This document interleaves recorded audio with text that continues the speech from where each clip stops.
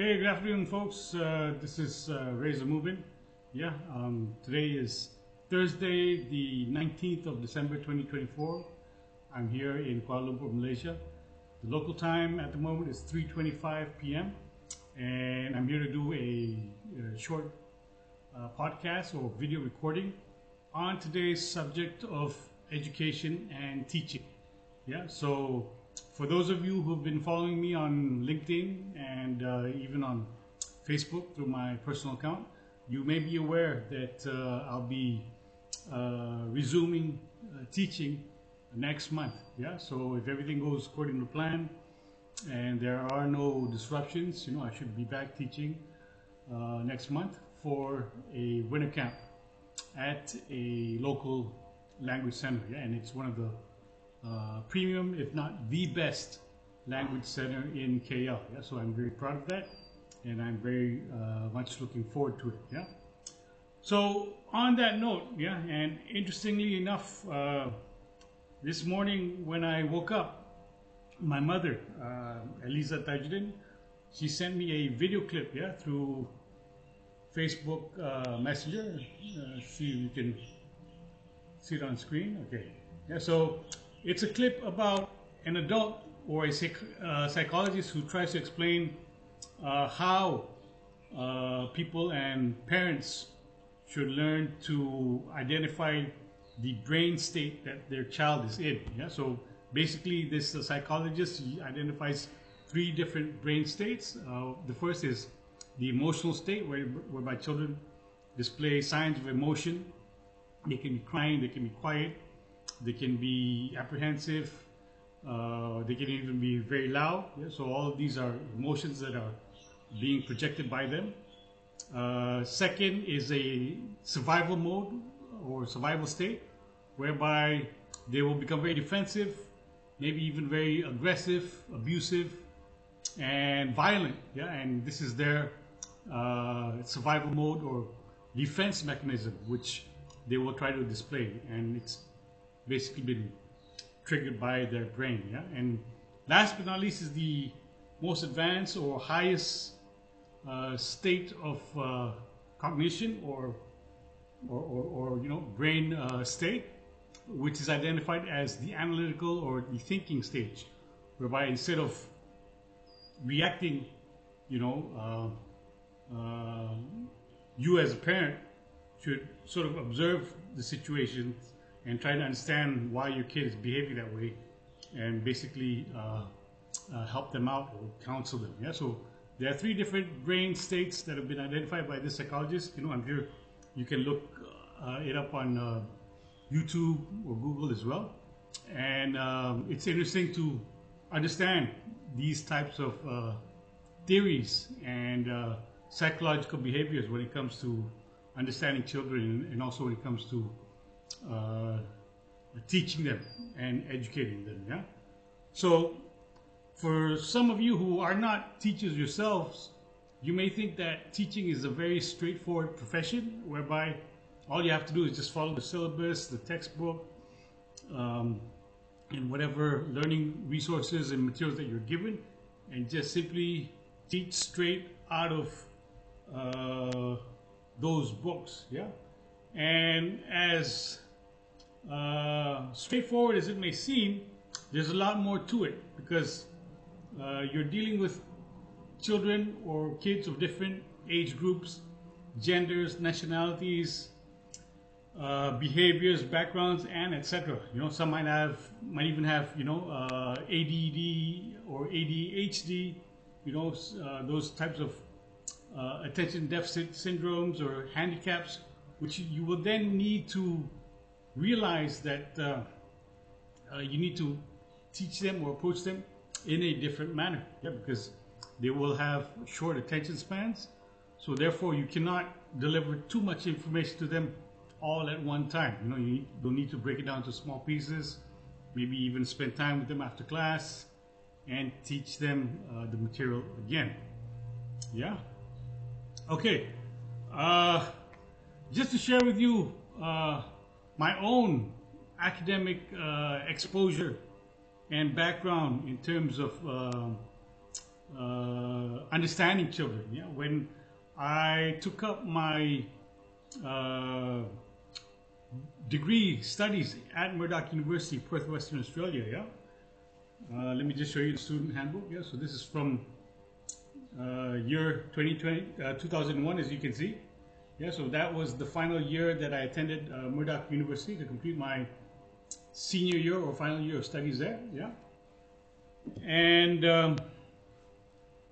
when I pursued my degree over there, and basically to close out my final year of studies, I took up the program or course known as Mass Communications, whereby I majored in journalism, radio broadcasting, and public relations. Yeah. So these units, yeah, interestingly, or these majors, as you would, let me just show you. They fall under the division of social sciences, humanities, and education. Yeah. So if you look at the screen, I've highlighted the text. Yeah. So there is a correlation, or there is some degree or a high degree of relevance that you can say between mass communications and the field or discipline of education. Yeah, because as one would know, mass communication tends to deal with the media. It tends to deal with modes and channels of communication, and it also teaches you how to understand how the media is produced, how it works, why it works, and basically how to articulate your message as well. Yeah. So all of that, you definitely need English to begin with in order to craft your messages, craft your content. It can be in the form of video, radio recording, soundbite, etc., etc. Yeah. So when you learn mass comm, or when you study mass comm, and you start getting actively involved in mass communication related subjects such as public relations, radio broadcasting, or even journalism, you'll tend to use a high degree of English, and you will tend to use English in a very professional and sophisticated manner. Yeah, so that's when your skills need to be very sharp, and you need to be very articulate and advanced. Yeah. So that's why for me the transition in many ways from having been in the corporate side or having been in the line of corporate affairs and corporate communications, when it came time for me to jump into the line of teaching, it was fairly easy because in one way or another they were related or they shared some similarities. Yeah. And interestingly enough, I recall during my first semester of my final year at Murdoch University, Perth, Western Australia, I had to take up the subject called Children and the Media. Yeah, it was a very dry subject, very tough. This right here was the textbook for it. Yeah, it's a very thick book. If you can see, it's over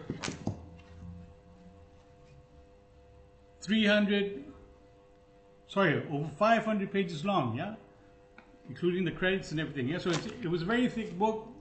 It's what we had to use as our literature, yeah, or as our reading material to complete that course. And just to share with you how complex or very detailed and sophisticated it got when it came to understanding children and their exposure to the media, how it impacted them, and etc. The book covered a wide number of very heavy and complex topics. Yeah, so I think you can see some of them right here. So let me read some of them out to you. The first one is From Modesty to Innocence. Yeah, so this has to do with child upbringing, probably from covering the early years up until the teenage years and adulthood. Number two, The Case of Peter Pan, the Possibility of Children's Fiction. Yeah, so this one has to do with a bit of imagination, child's play, fantasy, yeah, things of that nature. The third chapter here covers Children in the House, the Material Culture of Early Childhood. Yeah, so this covers content or material having to do with what children are exposed to during their early years, yeah, their formative years, maybe during kindergarten, preschool, and etc. And then we have from useful to useless, moral conflict over child labor. Okay, so this is more of a adult kind of topic. Yeah, the issue of child labor has been ongoing for a number of years now. You know, it's been widely reported by Amnesty International, human rights organizations around the world, and etc. So it is a topic that has been given a significant amount of attention, and people should understand it in order to tackle the issue. Next, we have the making of children's culture. Yeah, so children's culture can be anything from how they play, how they interact with each other, the books they use to learn English, or learn how to study at school. It can also be about the things that they watch on TV, for example, what their favorite pastimes are, etc., etc. Yeah? So all that becomes part and parcel of children's culture. Yeah. And then you also have unlearning black and white, race, media, and the classroom.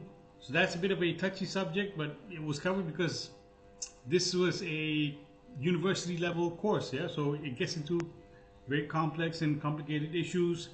And then you also have another topic, number 9, child abuse and the unconscious in American popular culture. Yeah, so child abuse, as you know, is also another topic that has been widely covered in the media, sometimes over sensationalized, and it's something that a lot of parents and adults want to protect their kids from. Yeah, so that's why it was covered in this book. Yeah, so if you want to read more about it, I'm not sure if the book is still available, but back in 2001, when I took up the subject called Children and the Media, this was the textbook that we had to read and finish as part of that course. Yeah, it's called The Children's Culture Leader, written by, or rather edited by Henry Jenkins. Yeah, so I first bought this book in year 2001, yeah, when I completed my final year of studies over at Murdoch University, Perth, Western Australia. I'm not sure if it is still available, but you can try searching for it online. Yeah, maybe you can try even contacting the university to find out if they have a new copy or a revised edition of this book, for you to go through. Yeah, so it's a very interesting book. And as a matter of fact, I even managed to do one live radio recording on the topic of television and its impact on children. Yeah, so I do have a clip of that recording during which I interviewed a professor from Murdoch University to gather his thoughts and findings about the impact that violence on television has on children. Yeah, so I can give you the link after this clip, and you can listen to it as well. Yeah, so to summarize, yeah, what I'd like to say is that when it comes to teaching, or when it comes to the field of education, it helps if you also have some background in psychology, some background in children's learning and development. And this will help you better understand your students or your audience. Yeah, I remember that back in high school, yeah, during my final year of high school at Taipei American School, I had to take up the subject of IB psychology. IB stands for International Baccalaureate, and it's the most advanced level of psychology that you could take up at the high school level. It was even considered university grade or university level type of course.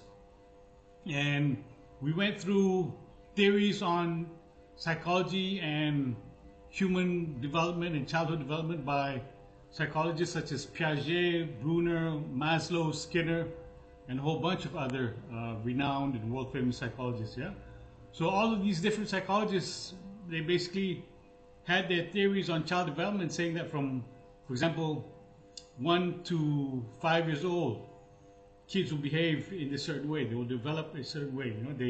They start picking up certain things, and then from 5 to 10 years old, 5 to 12 years old, they then move on to develop other skills, other cognitive abilities, and other capabilities. Yeah, so it's all very interesting, and it helps for you to understand these theories, so that when you are teaching your kid or raising a kid, you know exactly how to approach them and sort of not overwhelm them. Yeah. For me personally, I believe that when it comes to teaching kids who are below the teenage levels or the teenage years, you should try to make teaching simple, interesting, and appealing to them. Yeah, so don't try to overcomplicate things for them.